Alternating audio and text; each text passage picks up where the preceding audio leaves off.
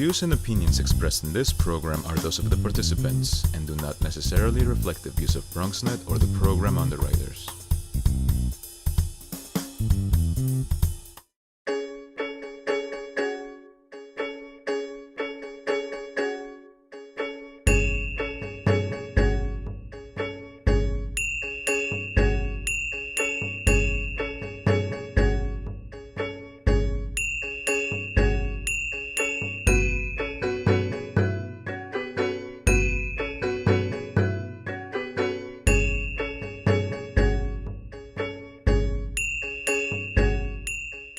Hi, this is Despina Afentouli and this is Modern Odyssey on BronxNet and beyond.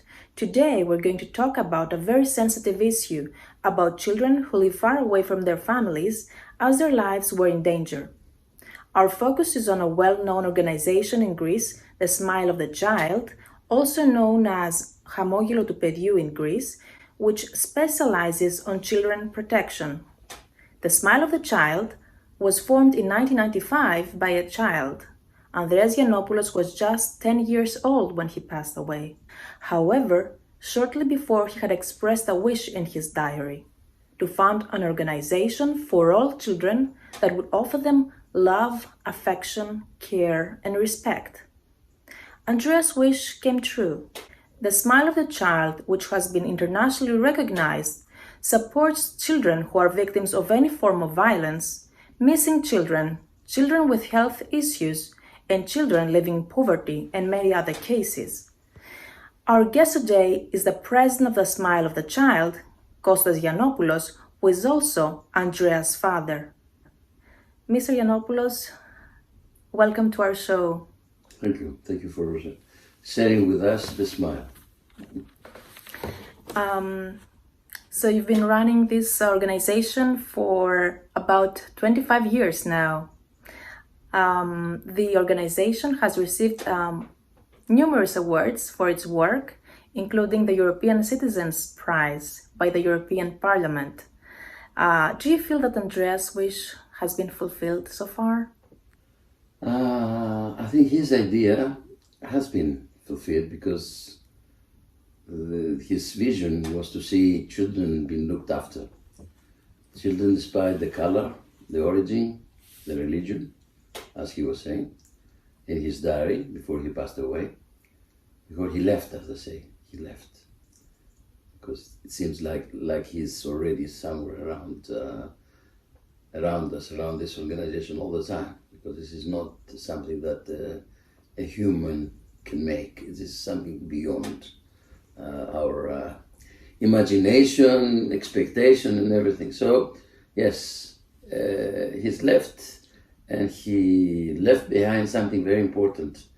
His one page of his diary, which he expressed his last wish to make this organization for the benefit of the children. And he was saying, forget and don't talk too much about it. Do something, you know. And he was talking about the organization, which he called it, that's why we say it in a wrong English, the Smile of the Child. He called it το χαμόγελο του παιδιού, specifying the smile of the child, which means that looking after every child, every individual child, and then looking after the thousands. Who was expecting that after 25 years, we will be talking about 1,600,000 children being supported by his organization?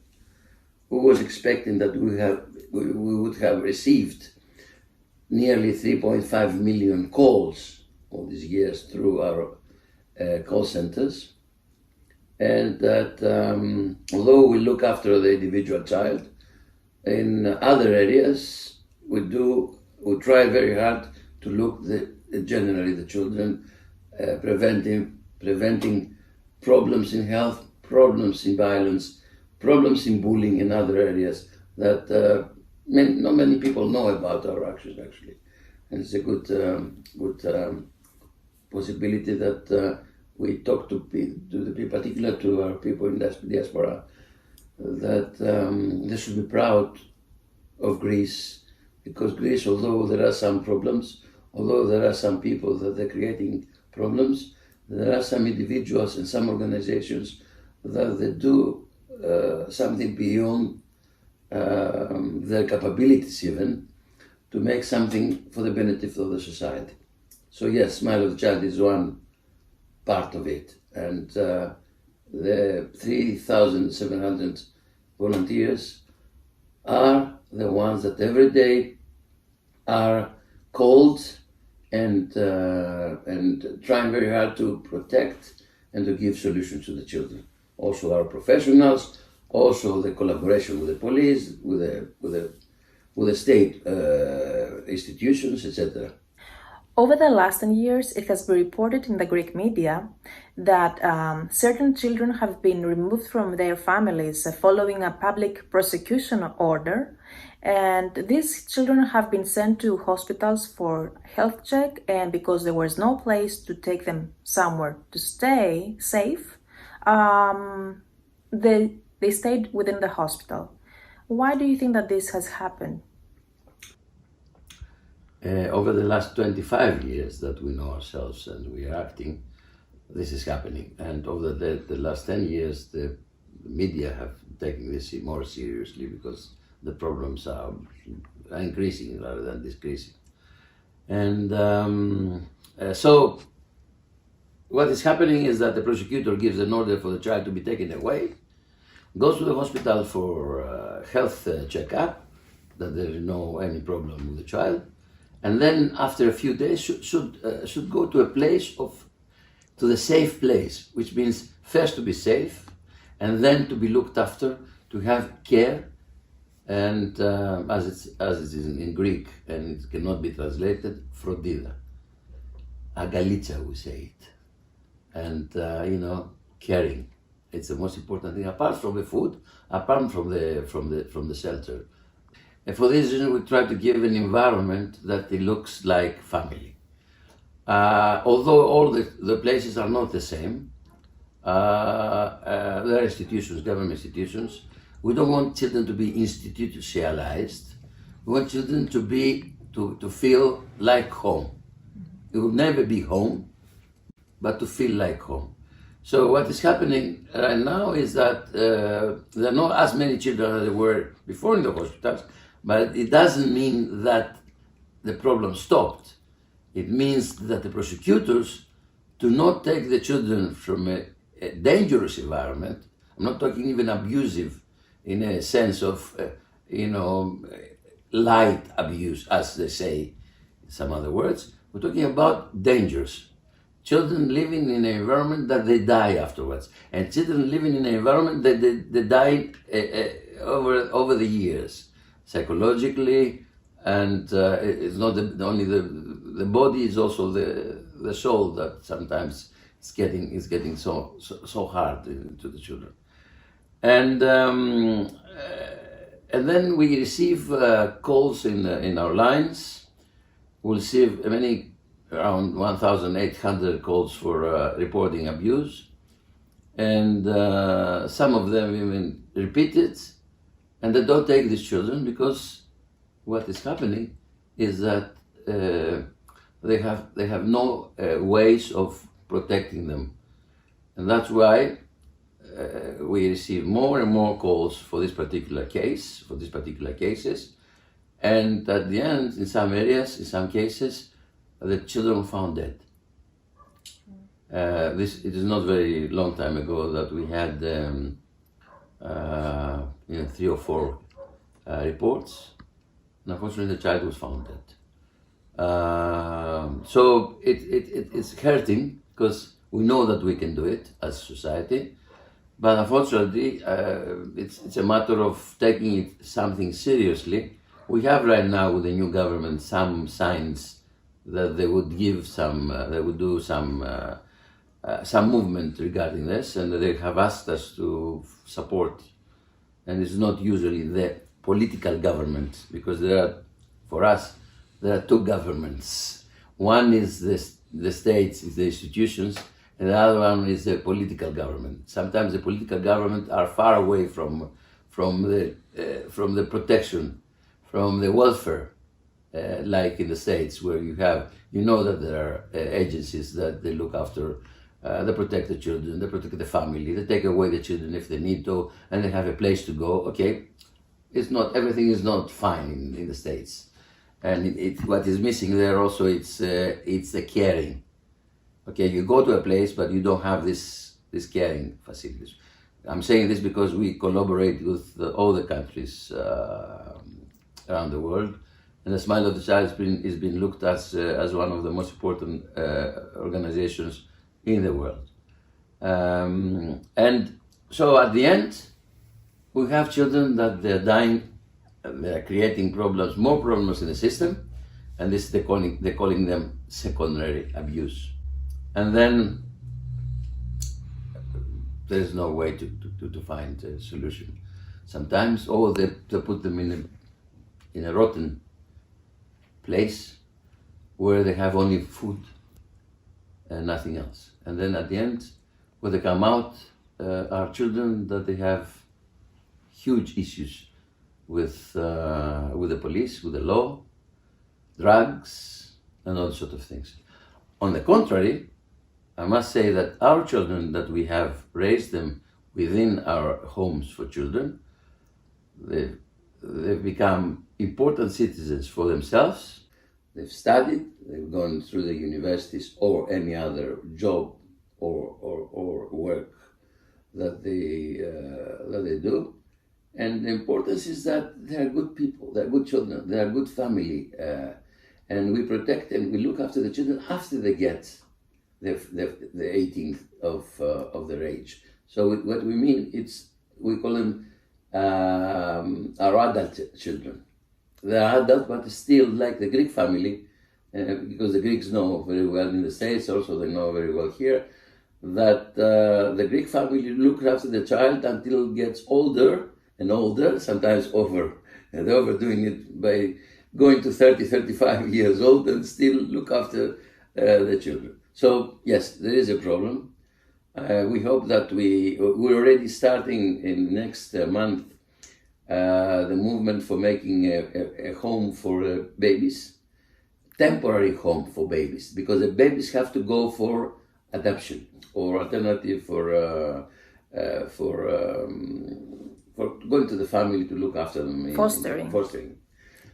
And so what is going to happen there is that we have a temporary time, which for us is going to be very short, pushing the authorities because we don't make ourselves the adoption or the fostering. It goes through the system, but the system has to run fast. And although the adoption takes here 3 or 4 years, because of the institutions, the government institutions, the delay of this process. In our cases, that some of our children that they're not dependent from the families, it takes around 8 months. So 8 months to 3 years, it's a huge difference. Are you referring to the building you said you're going to open for the children next to the hospital, the children's hospital? Yes. It's a small house within the neighborhood, and we're going to give temporary agalitzes to these babies. And hugs, yes. We have to learn what means agalitza. Even the English one speaking is important. Agalitza for everybody, agalitza for the adults, agalitza particularly for the babies, because the first months, the first years of the little one are the most important for the life, for the future life. So also we're going to look after some children that they have health issues, because if we're talking about children healthy have problem, you can imagine what is happening with children with health issues. We have right now a 13-month-old baby that has cancer. He was abandoned from his mother, who were trying to find her. She was missing. And then when we realized that he was in danger, we asked for the prosecutor to take the child over. He's with us, he's at the hospital right now. He made all the necessary treatment. It seems that he's going well. And the next step we're going to do is to find a family for him.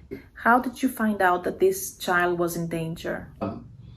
We get calls from everywhere, every day. That's why we receive so many thousands of calls. And one reporter realized that this child, although we were looking for his mother who was missing, this reporter, because he went to the home that this child was, she realized that the child will die because of the environment, because of all the problems he was living, particularly that he had the cancer problem. So we had to push the order from the prosecutor because she was delaying it. Sometimes we have to be very pushy. We have to be very hard to take a decision. And when we're talking about the life of a child, we don't stop and shouldn't be delayed. So that's why this little one now has some future, I hope. And we pray that he's going to be okay, and he's going to be in a family environment, because family environment is the best from places like a smile of the child, like anybody else's, because family looks after individually this little one and gives whatever he or she needs for his life. So apart from these children who are in need that you find here through the phone calls, or people are letting the organization know about these issues, there are also the unaccompanied refugee children. And at the same time, we know that the Greek government has given an order for these children to take them to the hospital again for the same health check. And there is an increased problem because these children have nowhere to go as well. It's worse because they don't go even to the hospital. They are locked in camps. They call them protection places. But how can you be locked up with wires and feel in jail, like in jail? So yes, there are around, only in Moria right now, there are 1,500 children. Some of them are not minors. They declare minors because they receive some services extra. But still, we're talking about many minors that they are in danger and living in a non-child environment protection areas. We have been talking also with the government. We're talking now with the coordinator of there's a new coordinator in the government now, looking after the unscotted minors. And we have passed to them all our services, all our possibilities to support them in finding ways of supporting these little ones. Taking into consideration that these children are in most cases war survivors, what is the impact of the traumatic experiences they have faced on their health? A few days ago, we had a call from Mytilene to take a child that he was, when a computer goes blank, he went blank. He was just not speaking, not reacting, nothing at all. What is happening is these children are canceling all their feelings. So yes, they are dying psychologically, and we're going to find this as societies, not only Greece, because this is not a Greek problem. This is a European problem. This is a world problem. It's an international problem. It's an international problem, yes. Greece cannot cope with this issue. There are too many, and so many. Okay, with money you cannot change this. Okay, give the money. They give us money, a lot of money, they say. Why do you do anything? We don't have services even for the children that are living here in Greece. How can you have extra services? I mean, they tell us at the hospitals, although they're offering fantastic services, the public sector, I must say that I don't have any complaints with them, because they see all the children the same. So now in the hospitals there are more refugee or migrant children, because there are some children that live in Greece illegally with their parents, because they are similar with their parents. As an organization, we look all the children living in Greece the same. We don't mind, but if you go to the hospitals, you see only probably most of them are refugee or migrant, which means that Greece cannot cope even financially the system. But I'm not talking about here finance. We're talking about lives and children's lives. Who they are the only ones that they don't have any. They shouldn't be in this situation because the adults make mistakes, because the adults make wars, because the adults make all these different nonsense, and they destroy their lives, and then they kill them again. Bearing in mind that these children, these refugee children, the unaccompanied children, come from countries with a totally different culture. They don't speak Greek. How do they adapt to a new environment? We have children in some of our houses, unaccompanied minors, and we have mixed, as we say, the mixed model, which are Greek and foreign children. They adapt fantastically well. They found a way. They found a way, and they give them the chance, and they will give you, the children are children wherever they come from. Although we have to respect the original, the origin, and although we have to respect the culture, and also in the cases that you have to respect also the religion. Okay, so you can see when they come to us, we protect all these issues. There are some children that, because we do look after children since the very beginning, unaccompanied minors, they have already established themselves in Sweden, in Holland. They are scientists, they have families, and they consider Greece as their country of origin because they come from Afghanistan, they killed their parents, and Smile of the Child as their family. So they call us, they come with their families here to see us and to see how they go on. So this is our payment for this, all these problems that we have all the time. What are the biggest challenges that you face as an organization? To say no to a child that needs protection, because we don't have the ways, particularly in cases of not enough spaces, as they call them, in our homes. We cannot make, because whatever we do here as an organization, and our people, compatriots should know, to do with begging, which means that the people are supporting us, and the companies in kind. And that's why, because of νοικοκυριό, if a family has a good νοικοκυριό, which means good looking after the household, and if νοικοκυρά, I'm saying this because there are some words that cannot be translated in the way we think as Greeks. So νοικοκυριό, in our case, is that we try to save up by asking for furniture, for electronic items, for buildings, for cars, directly in kind. And the cash had to be gone to the children that they need protection. And we are audited by the largest international organization, Ernst & Young, and they have to know, people that are supporting us from New York or other places of Greece, they have to know that where the $1 comes from and where it goes to, which is important because this is the problem we have with Greece.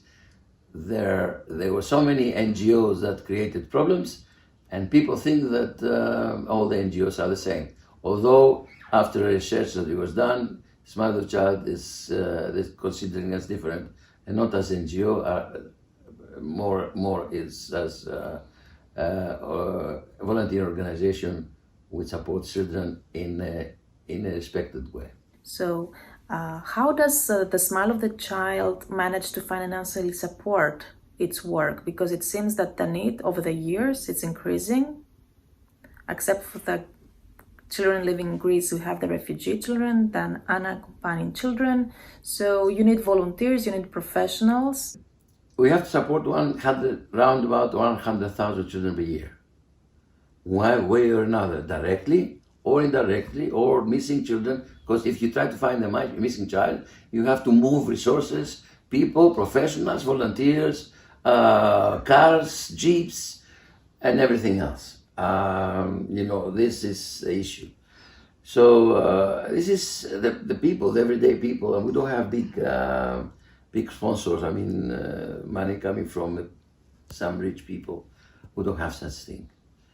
We have companies, the companies that they give us the food, they give us the clothes, they give us items, they give us all these sort of things that I mentioned earlier. And because of this, we managed to cope. And according to your opinion and your experience, what is the best way to support children's organizations such as the Smile of the Child? If you are abroad, there are many ways, because I cannot mention all. Somebody can go to Hamogelo with H, hamogelo.gr, and you can find many different ways. What have you learned all these years doing this work? Are there any experiences that you would like to share with us? What I learned is that there is another world that we don't know. We think that everything is okay. We think that, yes, maybe there is some poverty down there, maybe there is an abuse down there. But if you don't live, and if you are not in the soul of this problem, you don't really appreciate it. You have to find a way to be, to know what is going on in the environment that you are living in.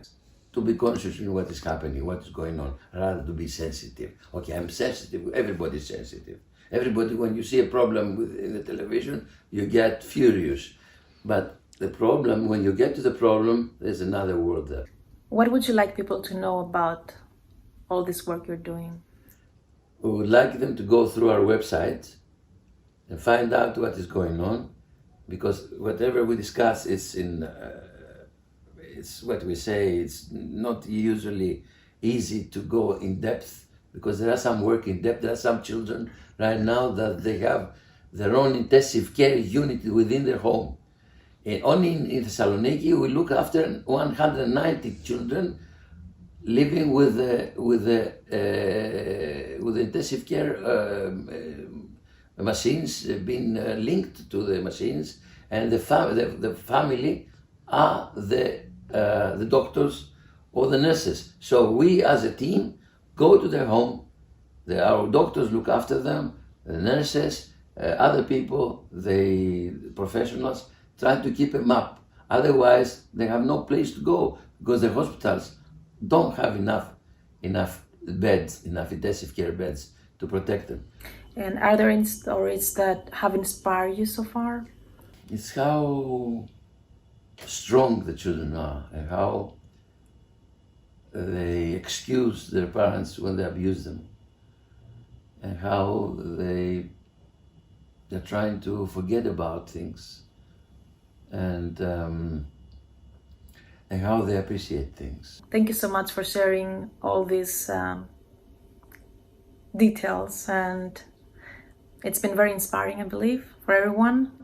Thank you. Thank you for coming to one of our homes and sharing and being able to send some messages to some people in your area. Thank you. Thank you again. Well, this was Konstantinos Giannopoulos, the president of the Smile of the Child, and this was Despina Afentouli.